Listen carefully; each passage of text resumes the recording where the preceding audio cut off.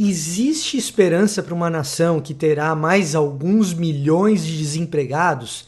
E a economia, como é que fica? Tem uma resposta para essas coisas? Olá, eu sou o Victor Fontana, esse aqui é o meu canal, ele pode ser um pouco seu também. Para isso você já sabe, deixa o seu like, se inscreva aqui nesse canal e sobretudo compartilhe esse vídeo com alguém que você acha que pode ajudar. Ative as notificações também, que essa é a melhor maneira de você saber tudo que acontece por aqui. E hoje eu queria falar com você que está ansioso aí, ou ansiosa, com as questões econômicas, você que tá pensando, poxa vida, o que vai acontecer com os empregos das pessoas, o que vai acontecer com a economia de maneira geral, você que é um profissional liberal e não está podendo mais atender as pessoas que você normalmente atendia, você que é proprietário de um pequeno negócio, um médio negócio ou até mesmo um negócio grande, está preocupado com seus funcionários, né? Ou você que está preocupado com o seu próprio emprego. Eu queria hoje fazer um vídeo para colocar um pouco de esperança no seu coração. Tá? E em primeiro lugar, eu queria dizer que se você está preocupado com essas questões, isto não faz de você um monstro. Em hipótese alguma, são preocupações legítimas nesse período. São coisas que devem ser levadas muito a sério. Então não é um problema. Você só é sem coração, desequilibrado e insensato se você coloca essas preocupações na frente do valor de vidas humanas. Ou se você causa e já está causando prejuízo às vidas das pessoas por causa de decisões tomadas que descumprem as medidas propostas pelas organizações de saúde, pelo que o Estado tem dito, certo? Então, vamos deixar claro isso aqui. Não são preocupações ilegítimas, você não é um monstro por causa disso. Agora, uma vez que a gente tem essas preocupações, eu queria deixar aqui um fio de esperança para você baseada na ética do trabalho protestante ou na ética cristã do trabalho ou numa ética bíblica do trabalho. Claro, nós vamos continuar atravessando momentos muito difíceis. Essa esperança e essas práticas para que você no seu dia a dia coloque em prática atitudes e jeitos de pensar para mitigar os problemas econômicos que a gente vai atravessar, nada disso é uma varinha de condão ou uma solução mágica. É simplesmente uma maneira da gente individualmente contribuir ainda minimamente para que a curva econômica do caos seja também amainada. Existem estratégias, existem maneiras que você individualmente pode aplicar na sua vida para que, de maneira responsável, a gente possa contribuir também do lado econômico. E uma ética do trabalho, ela é fundamental para construir essas coisas que vão pautar o nosso jeito de agir e de pensar e, de repente, fazer com que esses efeitos deletérios na economia, que tudo isso que a gente viveu nos últimos dias trouxe, eles sejam pelo menos um pouquinho reduzidos. E se todo mundo fizer a sua parte, eles podem ser um pouco mais reduzidos, certo? A ética que eu estou propondo aqui, ela tem base em 3 elementos. Então eu vou falar de 3 coisas importantes. A ética protestante do trabalho tem muito mais do que isso, mas nesse vídeo, de maneira prática e para ajudar as pessoas, eu vou concentrar em 3 pedaços, 3 etapas, 3 elementos importantes. Vamos lá, quais são esses 3 elementos importantes que você tem que ter no teu coração e na tua cabeça? Primeiro lugar, uma ética do trabalho duro, certo? Segundo elemento, segundo lugar, é a disciplina. E em terceiro lugar, é a frugalidade. Essas 3 coisas pautaram as ideias, especialmente luteranas e calvinistas do trabalho, que fizeram parte, constituíram um pouco do que é a sociedade ocidental como a gente já conhece hoje. Tá? E eu acho que retornar a esses 3 princípios e aplicá-los hoje, aqui e agora, com bastante intensidade, com bastante força de vontade, com bastante firmeza de propósito, vai nos ajudar a minimamente adicionar nossa pequena pecinha de Lego, quem sabe numa construção um pouco maior que faz com que os efeitos ruins dessa crise sejam um pouquinho diminuídos. Então vamos lá. Trabalho duro. O seu trabalho, independentemente de qual seja, é sacro. A Reforma Protestante trouxe essa ideia de que se a comida que a gente come é providenciada pela graça de Deus, ela é provida pela graça de Deus, ela chega até a nossa mesa de alguma forma. Ou seja, a graça de Deus tem usado os trabalhos das pessoas para que aquela comida chegue a mim e à sua mesa. E, portanto, o trabalho delas, que é usado por Deus, é sacro e, portanto, um instrumento de adoração. Todo o trabalho que você faz é tão sacro quanto o trabalho de um ministro religioso. E assim ele deve ser levado muito a sério. É trabalho duro e para valer mesmo, porque ele é sagrado e Deus está te usando quando você leva esse trabalho a sério. Se você é um profissional liberal, é levar esse trabalho a sério e procurar maneiras alternativas, se possível, se fizer parte da tua realidade, maneiras alternativas de continuar servindo as pessoas que você já servia. Né? Se você é proprietário de uma pequena, média, grande empresa, é o momento de você acordar mais cedo e pensar em estratégias criativas para tentar superar os efeitos dessa crise dentro da sua empresa. E quem sabe, se a sua empresa tem condições de contribuir para outros setores nesse momento, é o momento de você acordar mais cedo, suar a camisa e trabalho duro para que você possa abençoar esses outros setores. Se você é de uma empresa de ramo alimentício, essa é a hora de você pensar em como a tua empresa pode estar a serviço do público, das pessoas que mais necessitam, dos governos, das organizações que têm trabalhado para conter essa crise. Esse não é o momento para lamúria, para reclamação, para pressionar governos para isso ou para aquilo, sem dados que comprovem aquilo que você pensa. Não, esse é o momento de você buscar dados para fazer da sua empresa uma empresa mais eficiente, se isso for possível, é claro. Tem pessoas que estão em situações e que vão apresentar situações de crise que talvez nenhuma ação seja viável, mas esse é o momento de acordar mais cedo e pensar em soluções criativas, em reunir online os seus executivos para pensar em soluções criativas para diminuir o tamanho dessa crise para o teu setor e quem sabe fazer com que a tua empresa ajude outros setores e ajude os seus funcionários e valorize os seus funcionários nesse momento. Essa é uma ética cristã de trabalho duro. Agora, se você é funcionário e está preocupado com a economia, está preocupado se você vai perder o emprego, eu tenho também orientações ou sugestões, vamos dizer assim, para você. Muito bem, você foi dispensado do seu trabalho, tendo sido demitido ou não, mas o teu trabalho foi impossibilitado nesse momento por causa dessa crise. Se esse é o caso, agora, debaixo de uma ética de trabalho duro, de levar o trabalho a sério, como se ele fosse sacro, porque ele é, esse é o momento de você cobrir lacunas de capacitação no seu trabalho. Esse é o momento de, se você está sentindo falta de um idioma espanhol ou inglês, de você ir buscar essa capacitação, essa formação no inglês, no espanhol, com recursos gratuitos que estão disponíveis online. Existem alguns recursos gratuitos disponíveis online para você fazer isso, ou mesmo pagando baratinho, ou de repente no teu trabalho você tem uma lacuna de certificação. Essa é a hora de sentar, você tem horas e horas e horas pela frente, essa é a hora de você sentar e estudar para essa certificação.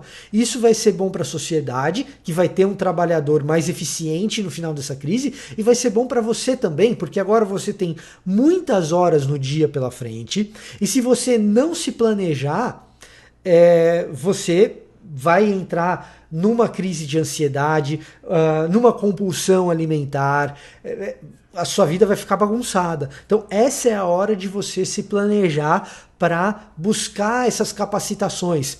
E você que tem o privilégio de poder estar no home office, entenda e encare essa situação como um privilégio, porque muita pessoa não tem. Então esse é o momento que você dá duro e trabalhar duro.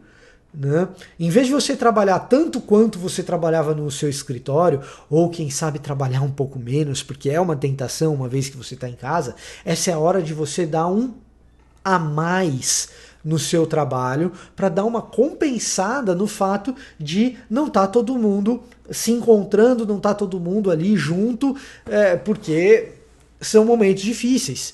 Você vai dar um a mais, inclusive em respeito às pessoas que continuam trabalhando em serviços essenciais e não têm o privilégio que você tem. Então toda a gratidão e orações pelos médicos e médicas, enfermeiros e enfermeiras, pesquisadores laboratoriais, pessoas que têm trabalhado no abastecimento das grandes cidades ou das pequenas cidades, nos supermercados, as pessoas nos serviços de entrega, toda a nossa oração e respeito por esses profissionais.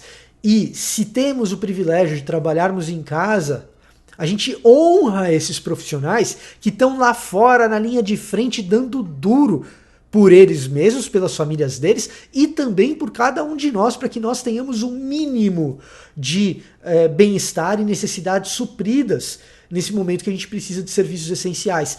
Essa é a parte do trabalho duro. Então, primeiro ponto é trabalho duro. O segundo elemento importante que eu quero que você perceba, então lembrando os três, trabalho duro, disciplina e frugalidade. Então vamos para a disciplina. Lembra do que eu estava falando agora há pouco. Se você tem mais horas disponíveis no seu dia e você não traçar um plano de ação para as próximas semanas ou quem sabe para os próximos meses, você corre o sério risco de cair numa crise de ansiedade, numa compulsão alimentar ou em outros problemas porque você não traçou um plano estratégico para ocupar o seu dia. Então, novamente, quando a ética do trabalho saiu dos mosteiros para encampar o serviço de todas as pessoas, a disciplina dos mosteiros deveria ter acompanhado, e em alguns casos acompanhou, a ética do trabalho dessas pessoas.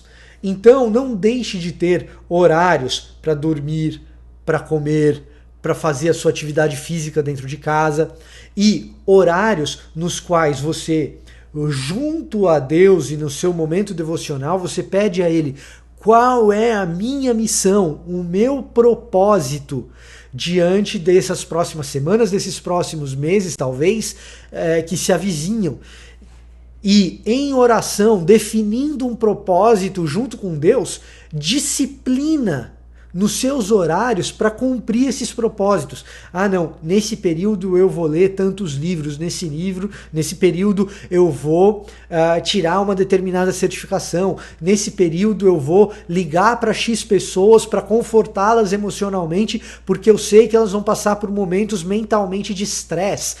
Eu não sei especificamente qual que é o teu chamado para esse período, mas se você é um cristão, você tem esse chamado. Eu vou repetir o que eu tenho dito: momentos difíceis não são para o cristão motivo de desespero, momentos difíceis são para o cristão motivo de construção de esperança para o mundo. Períodos de crise não são para o cristão motivos de desespero.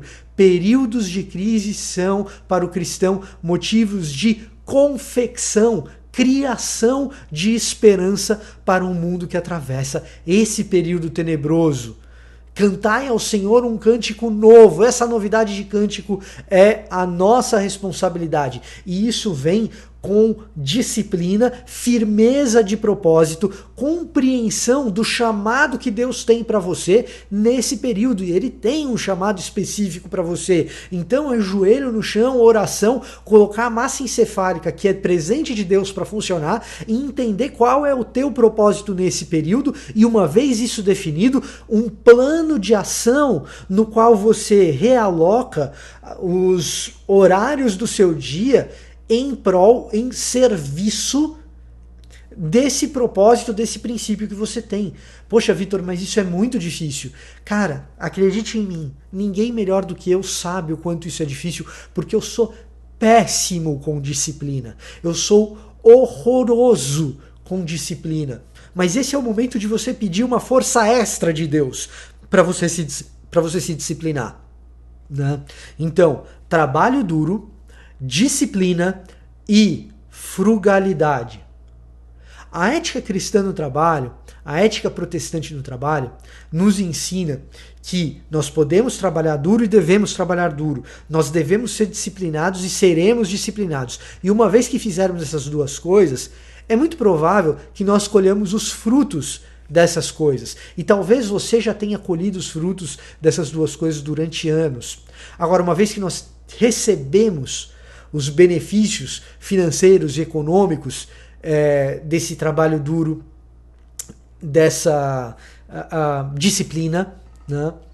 O nosso papel não é ostentar aquilo que recebemos, mas compartilhar e abençoar a comunidade com aquilo que recebemos. Eu, com meu trabalho duro e disciplina, recebi muito conhecimento. Então eu compartilho conhecimento com as pessoas. Talvez o teu ganho seja financeiro. E esse é o momento de você identificar pessoas que precisam desse aporte financeiro de ajuda.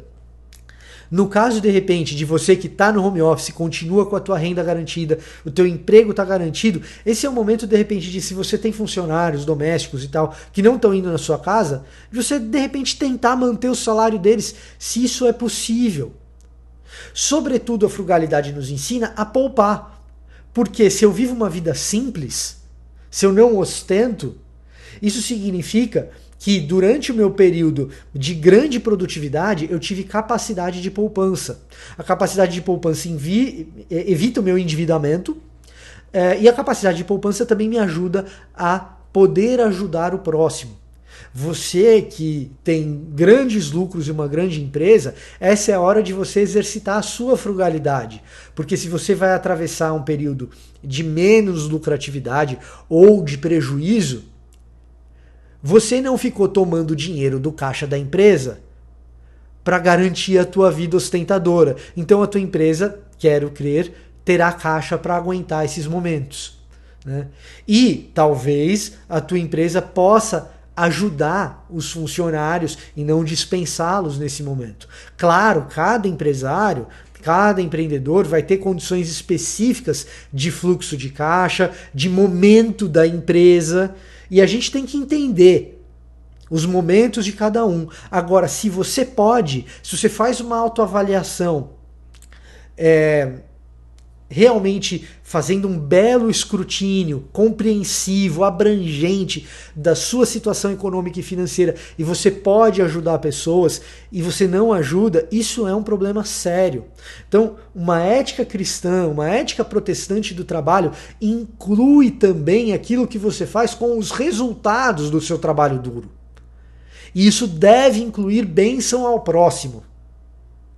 Então, essa é a hora não de fazer videozinho indignado na internet, mas de botar a massa encefálica para pensar em como eu posso ser mais produtivo, em como eu vou me organizar na minha disciplina e como eu posso ajudar as pessoas, o setor público, o setor privado, etc, etc. É isso que separa alguém que leva a sério o chamado para estar, sim, de alguma maneira, atento às condições econômicas do país e do mundo. É verdade? E é isso que diferencia alguém responsável nesse sentido, sensato nesse sentido, nessas preocupações, de um monstro sem coração, insensato, que tira dados sabe-se lá de onde para instaurar um determinado medo nos governantes para tomar atitudes que o beneficiem, como nós já temos visto. Tá certo? Esse era o meu recado para você. Eu ia gravar outro vídeo hoje, mas eu achei tão importante, diante das muitas manifestações mesquinhas e egoístas de pessoas que estão aí no mercado, que eu furei a fila nesse vídeo. Você, empresário, que admira a pujança norte-americana, saiba que quando se entra nos museus e nas bibliotecas norte-americanas, a gente vê os nomes dos grandes empresários que são também filantropos, tá certo? Nem todo empresário vai ter essa condição nesse momento, é verdade, mas aqueles que têm, lembrem-se disso. Lembrem-se disso. Isso veio de uma ética cristã do trabalho, tá certo? Se esse vídeo te abençoou, o que eu te peço? Comece a partir de agora a traçar um plano de disciplina de trabalho duro. Se esse vídeo te abençoou, o que eu te peço? Que você compartilhe ele com alguém que você acha que pode te ajudar, tá certo? Deixa o seu like, compartilhe esse vídeo. E se você discorda de tudo que eu disse, vivemos numa democracia, deixa aqui nos comentários, tá certo? Deus te abençoe, eu vou ficando por aqui e até a próxima.